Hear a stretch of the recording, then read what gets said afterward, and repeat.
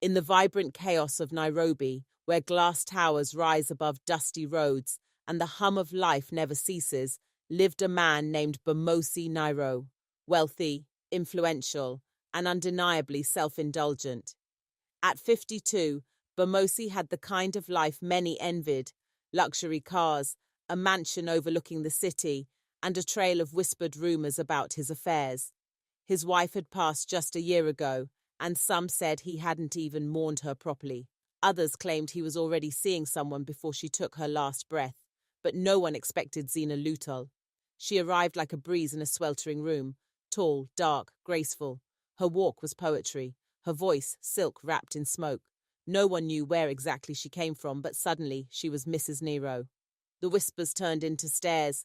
Zina was 28. She dressed in soft earth tones that hugged her curves. She wasn't loud, but she didn't need to be. People noticed her when she entered a room, especially men. To outsiders, she was the lucky one, married into wealth, living in the city's most exclusive neighborhood. But Zina knew something others didn't. Bamosi was not a man who loved. He collected. He was generous, yes, but affection, absent, intimacy, mechanical. His eyes often drifted toward his phone, not her. She played the role well, the loving wife, the elegant hostess. But inside, something in her soul began to ache. This life was beautiful on the outside, but hollow within. Then one afternoon it happened. She was in the kitchen placing fresh fruit in a bowl when she heard footsteps, heavier than a woman's, lighter than Bamosi's. She turned. Kehano, the son. He had just returned from university, 25, broad shoulders under a fitted white t-shirt, skin smooth like polished bronze. His dreadlocks tied neatly, his jawline sharp, his eyes deep, observant, curious.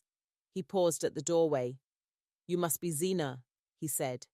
His voice had a rhythm, not rushed, not forced, just natural. She smiled, nodding, but something inside her twisted. It wasn't guilt, yet, just a spark. And it would be days before she could stop thinking about that one look, just long enough to notice, too long to ignore. Zina thought the feeling would fade. She told herself it was nothing, just a reaction to someone new, someone young. But the spark from that first meeting with Kahano didn't dim. It pulsed in her mind like a song she couldn't stop humming.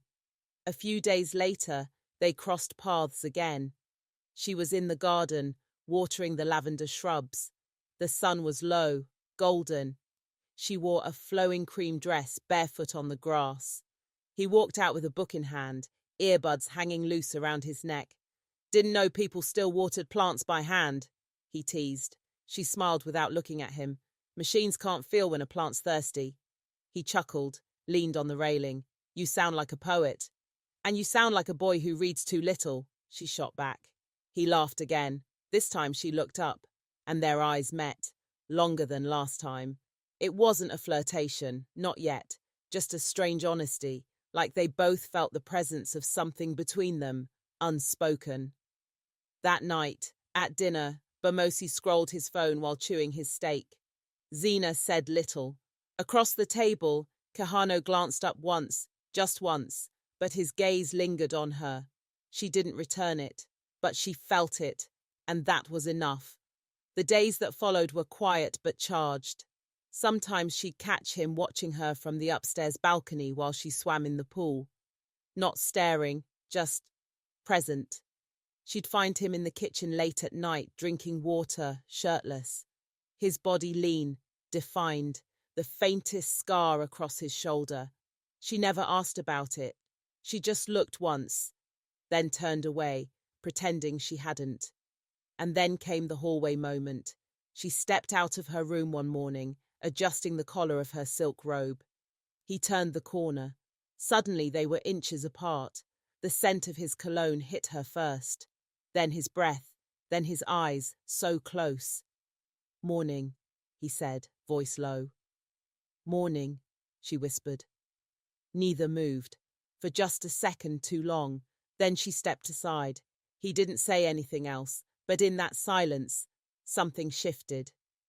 Zena stood by her bedroom door for a full minute after he left, her heart racing.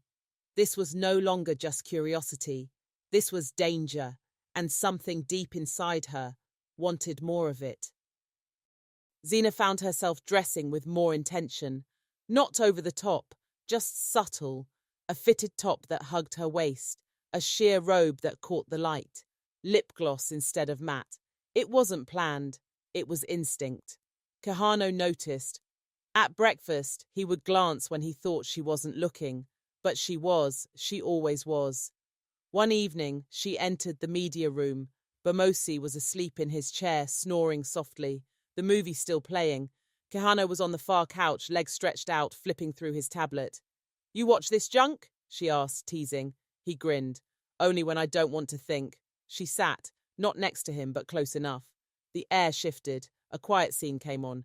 Two characters, close, not touching. Zena turned her eyes to the screen, but her skin was aware of everything. The space between them, the way his fingers tapped his knee, the quiet of the house. "I thought you were leaving soon," she said. He shook his head. "Postponed. Something made me stay." She didn't ask what. Didn't need to, because when the scene turned to black and the screen glowed on both their faces, she could feel his eyes on her, and she didn't look away. Rain came the next day, heavy, pounding against the windows. Zena stood by the glass wall, a mug in hand, watching the world blur. Kahano entered behind her, towel drying his hair from a workout. "Storm's wild," he said.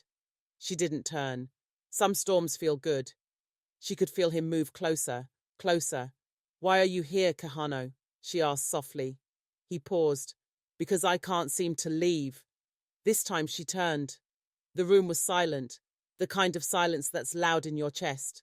Their eyes locked, and then a sound. Bamosi's cough from upstairs. Like a snap, they pulled apart. Kahano walked away first. Zena stood still, chest rising, mug shaking slightly in her hand. They hadn't touched, but they'd crossed a line, and they both knew it. It happened during a power cut. Night had fallen. The lights went out. The generator failed. The house dipped into a warm golden glow from emergency lamps. Zena moved carefully down the hallway, candle in hand. She opened the kitchen door and froze. Kahano was already there, lighting candles of his own. He looked up, smiled. "This place looks better like this," she smiled back. "Feels like the truth shows in the dark." She stepped in. He handed her a lighter. Their fingers brushed. The touch was light, brief, but her breath caught. He stepped closer, not too close, just enough. And in that flickering light, their shadows met on the wall before their bodies did. Then, gently, he reached for a strand of hair that had fallen across her face. He tucked it behind her ear. "I think about you too much," he whispered. She didn't answer. Didn't have to. Her silence was a yes. Days passed, but the tension didn't fade. It grew heavier. That night, Bamosi left for a business dinner. Zena stayed in, said she had a headache. Kahano was in the study. She brought him tea. He took it, smiling. "Thanks." She sat across from him, legs crossed, her robe slightly open at the collar. She didn't fix it. He closed the book in his hand, watched her. Zena leaned forward, voice low. "Are you afraid of me?" He shook his head. "No, I'm afraid of wanting you." Silence again. Then she stood, walked toward him, and kissed him, slow, full. It was not hungry, it was surrender. When it broke, they both stood breathless. "I can't undo this," she whispered. "I don't want to," he replied. They became masters of silence, touches behind doors, whispers in hallways, longing glances over breakfast, masked behind polite smiles. They had carved a world of their own inside the same house. Bamosi never noticed, too distracted by his own secrets. Phone calls behind locked doors, quick weekend trips, perfume on shirts that didn't belong to Zena, and the guilt. It began to fade. Zena no longer felt like the traitor. She felt like someone waking up from a long sleep. And Kahano? He bloomed around her, smiled more, held her tighter each night they found time alone. Their love wasn't just physical, it was soft, Deep, quiet, real. Zena found an email one night on Bamosi's laptop, an exchange with a woman named Tanya. Dates, hotel bookings, love notes, photos, one photo from just 3 weeks ago. Zena stared at the screen, emotionless. She wasn't surprised. She wasn't hurt. She was free. That night, she didn't hide.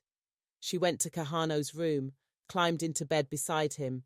He didn't ask why. He just held her. They didn't speak. They just stayed, skin against skin, heartbeats aligned. "I want to leave," she whispered. They were in the garden, late at night, wind rustling the trees. "Where?" he asked. "Anywhere, just not here." He paused. "You're sure?" She nodded. They planned it quietly. 2 bags. No goodbyes. Just a note for Bamosi, left on the marble kitchen counter. "You lost something that loved you before you even saw it." That morning, they left before sunrise. No one saw them, just 2 silhouettes disappearing into the Nairobi dawn. They moved to Zanzibar, a small home near the beach. White curtains that danced in the breeze, sunlight that kissed their skin every morning. Zena started painting.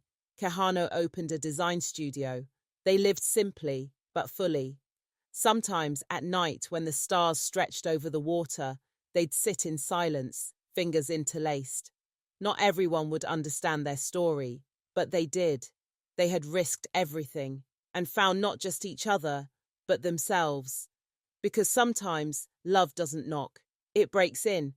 And when it does, you either run or you stay and let it burn the past to ash, so something honest can grow.